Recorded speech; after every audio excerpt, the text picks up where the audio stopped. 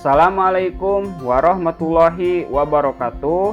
Nama saya Heli Rahmayandi, mahasiswa PPG UIN Maulana Malik Ibrahim, Malang tahun 2022. Di sini saya akan membahas mengenai faktor-faktor yang mempengaruhi kebangkitan umat Islam pada masa modern tahun 1800 sampai dengan sekarang. Kompetensi dasar. Indikator. Tujuan pembelajaran.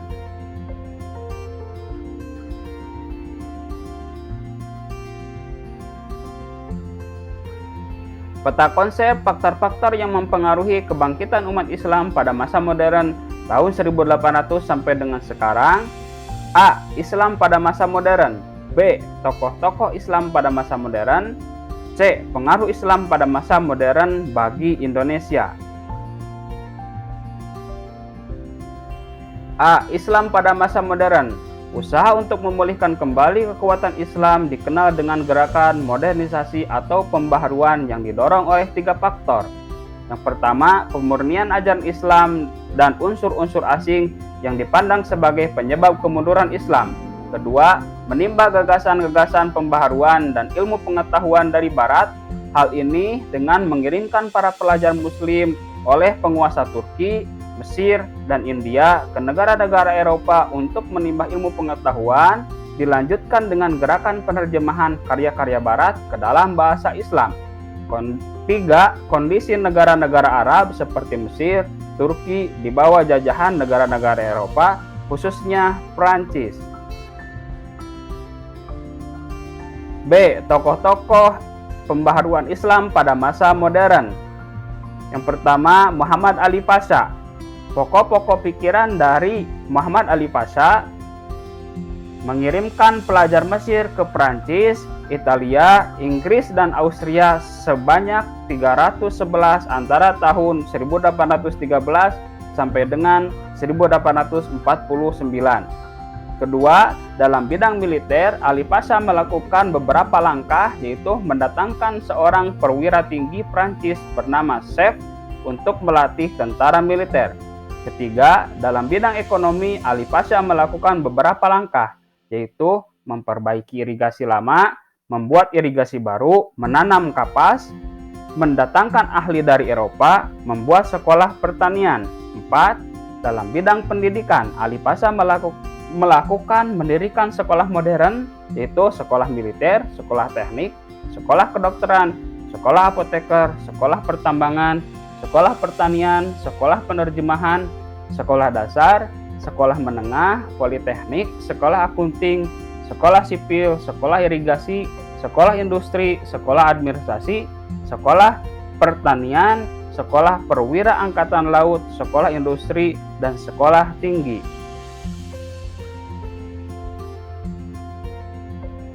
Rifa'ah Baidawi Rafi'at At-Tahtawi. Pokok-pokok pikiran dari Rifa'ah Baidawi Rafi'at At-Tahtawi adalah: 1. Bidang pendidikan meliputi 2 hal, yaitu pendidikan harus universal dan emansipasi wanita. Kedua, bidang ekonomi, yaitu orang Mesir dahulu terkenal kaya lantaran tergantung pada tanah yang subur. 3. Bidang kesejahteraan. At-Tahtawi berpendapat bahwa kesejahteraan masyarakat atau negara dapat tercapai dengan 2 jalan, yaitu berpegang teguh pada ajaran agama Islam dan berbudi pekerti yang baik sehingga mampu melahirkan generasi yang memajukan perekonomian. Keempat, At-Tahtawi berpandangan bahwa tanah air adalah tanah tumpah darah seorang, bukan seluruh dunia Islam. Yang terakhir, bidang pemerintahan. Menurutnya, contoh pemerintahan yang paling ideal adalah pemerintahan pada masa Rasulullah dan para sahabat.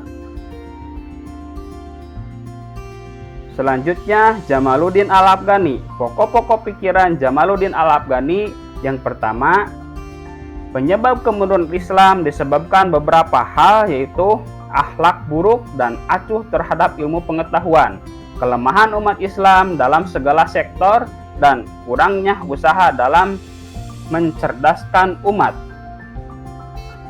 Yang kedua, menggulirkan pan-islamisme, yaitu paham yang bertujuan mempersatukan seluruh umat Islam di dunia. 3. Antara laki-laki dan perempuan memiliki kedudukan yang sama. Keduanya memiliki akal untuk berpikir.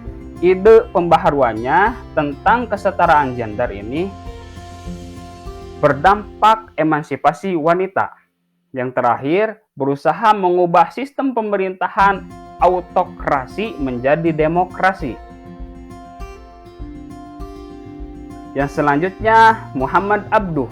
Pokok-pokok pikiran dari Muhammad Abduh yang pertama dalam bidang pendidikan, yaitu menawarkan agar dilakukan lintas disiplin ilmu, yakni antara kurikulum madrasah dan sekolah, sehingga menghilangkan dikotomi antara ulama dan ilmuwan modern.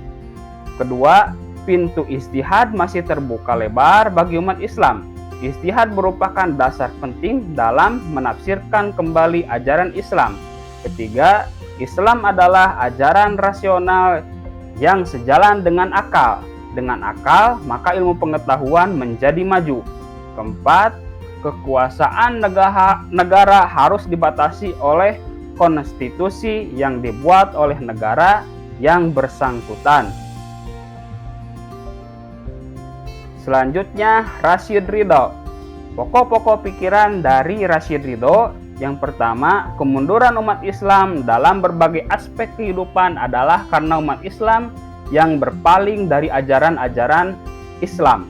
Kedua, penyebab lain kemunduran umat Islam adalah merebaknya paham fatalisme di dunia Islam. Sebaliknya, ajaran agama Islam sejatinya mendorong umat bersifat dinamis. Ketiga, ilmu pengetahuan modern tidak bertentangan dengan Islam. Karena itu, sudah sepantasnya umat Islam yang mendambakan kemajuan harus siap mempelajari ilmu modern. Yang keempat, hukum-hukum fikih yang berkenaan dengan kemasyarakatan tidak boleh dianggap absolut. Hukum-hukum itu ditetapkan sesuai dengan suasana, tempat, dan zaman ia ditetapkan. Yang terakhir, apabila umat Islam ingin maju, maka umat Islam harus terlebih dahulu mewujudkan persatuan dan kesatuan. Yang selanjutnya, Sultan Mahmud II. Pokok-pokok pikiran Sultan Mahmud II diantaranya melakukan pembaharuan di bidang pendidikan dengan memasukkan pendidikan kurikulum pengetahuan umum dalam lembaga-lembaga madrasah. Kedua, mendirikan sekolah lebih ma'arif untuk mencetak tenaga-tenaga ahli di bidang administrasi. Ketiga, mendirikan sekolah di bidang kedokteran, militer, dan teknik. Yang keempat, menerapkan demokrasi dalam pemerintahannya. Yang terakhir, menghapus pengkultusan sultan yang dianggap suci oleh rakyatnya. Yang selanjutnya, Nami Kemal. Pokok-pokok pikiran Nami Kemal diantaranya, yang pertama, Islam mengajarkan maslahah al-ammah, kebaikan untuk masyarakat umum. Khalifah, pemimpin, tidak boleh bersikap dan bertindak yang bertentangan dengan hal tersebut. Kedua, kepala negara dalam memimpin tidak boleh melanggar syariat. Syariat merupakan konstitusi yang harus dipatuhi oleh kepala negara. Ketiga, kondisi ekonomi dan politik kekhalifahan Turki Utsmani saat itu mengalami masalah. Menurutnya, jalan keluar dari masalah tersebut adalah perubahan sistem pemerintahan dari absolut menjadi konstitusional. Yang keempat, pemerintahan yang demokratis tidak bertentangan dengan ajaran Islam karena saat pemerintahan Khulafaur Rasyidin menggunakan corak demokrasi, yaitu menggunakan sistem baiat, merupakan bentuk kedaulatan rakyat. Yang terakhir, negara harus menghormati dan melindungi hak-hak politik yang harus dihormati dan dilindungi. Yang selanjutnya, Sayyid Ahmad Khan. Pokok-pokok pikiran Sayyid Ahmad Khan yang pertama, Cara yang baik untuk mengubah karakter umat Islam dari kemunduran adalah dengan pendidikan. Yang kedua, penyebab kemunduran umat Islam adalah umat Islam itu sendiri yang tidak mengikuti perkembangan sains dan teknologi barat. Yang ketiga, ilmu dan teknologi modern adalah hasil dari pemikiran manusia. Oleh karena itu, akal harus dihargai tinggi oleh umat Islam. Yang keempat, umat Islam harus didorong untuk memiliki sikap dan perilaku yang mencerminkan semangat berpikir. Yang kelima, antara hukum alam dan Al-Quran sejalan. Hukum alam adalah ciptaan Allah, sedangkan Al-Quran adalah firman Allah. Yang terakhir, sumber ajaran Islam adalah Al-Quran dan hadis. Pendapat ulama zaman dahulu tidak mengikat bagi umat Islam. Yang selanjutnya, Muhammad Iqbal. Pokok-pokok pikiran Muhammad Iqbal diantaranya yang pertama, bercita-cita membangun sebuah peradaban baru yang anggun, yaitu perpaduan antara peradaban barat dan timur. Keduanya dipadukan antara penalaran dan cinta. Yang kedua, Al-Quran merupakan kitab yang lebih mengutamakan amal daripada cita-cita. Al-Quran sebagai landasan dalam membentuk sebuah peradaban baru dan kehidupan sebagai suatu proses ciptaan yang kreatif dan progresif. Yang ketiga, pintu ijtihad masih terbuka. Ijtihad merupakan dasar pergerakan dalam Islam. Ijtihad dibutuhkan pada setiap zaman untuk menyesuaikan ajaran Islam dengan tuntutan zaman. Yang keempat, mencita-citakan kebangkitan kembali umat Islam dari tidur panjangnya, berharap agar umat Islam dapat menerima kehidupan yang dinamis. Yang terakhir, tujuan pendidikan adalah memperkokoh dan memperkuat individualisme dari peserta didik sehingga mereka menyadari segala kemungkinan menimpa dirinya. C. Pengaruh Islam pada masa modern bagi Indonesia. Berdirinya beberapa organisasi masyarakat yang berbasis Islam sebagai berikut. Yang pertama, Jamiatul Khair, berdiri pada tanggal 17 Juli 1905, didirikan oleh Sayyid Syihab bin Syihab di Jakarta, fokus utamanya kepada pendidikan. Yang kedua, Syarikat Islam, berdiri tahun 1905. Tokoh pendirinya adalah Kiai Samanhudi, H.O.S. Cokroaminoto, Abdul Muiz, dan Agus Salim. Tempatnya di Solo, fokus kepada politik, dakwah, dan sosial. Yang ketiga, Persatuan Umat Islam, berdiri pada tahun 1911. Tokoh pendirinya Kiai Haji Abdul Halim, di Majalengka, Jawa Barat, fokus kepada pendidikan dan dakwah. Yang keempat, Muhammadiyah, berdiri pada tanggal 18 November 1912. Tokoh pendirinya Kiai Haji Ahmad Dahlan di Yogyakarta, fokus utamanya kepada ekonomi, sosial, kesehatan, pendidikan, dan dakwah.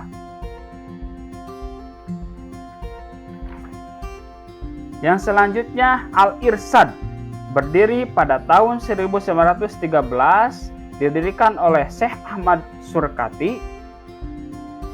Fokus pergerakannya kepada pendidikan dan dakwah. Yang keenam, Matlaul Anwar, berdiri pada 9 Agustus 1916.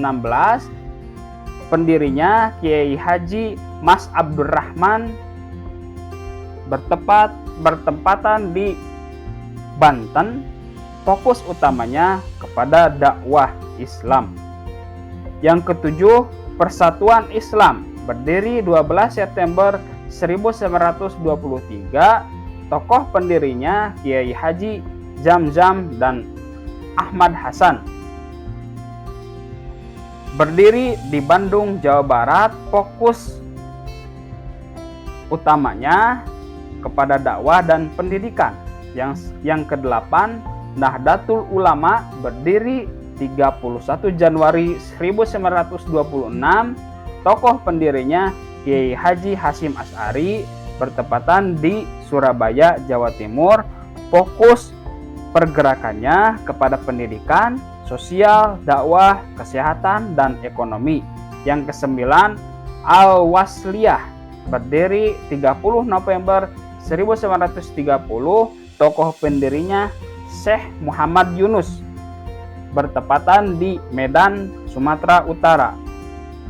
Fokus pergerakannya kepada dakwah, pendidikan, sosial, dan ekonomi. Yang ke-10, Ikatan Cendekiawan Muslim, berdiri pada tahun 1990. Tokoh pendirinya Profesor Dr. B.J. Habibie, bertepatan di Jakarta. Fokus pergerakannya kepada dakwah melalui jalur struktural dan birokrasi. Bukti peradaban Islam pada masa modern. 1.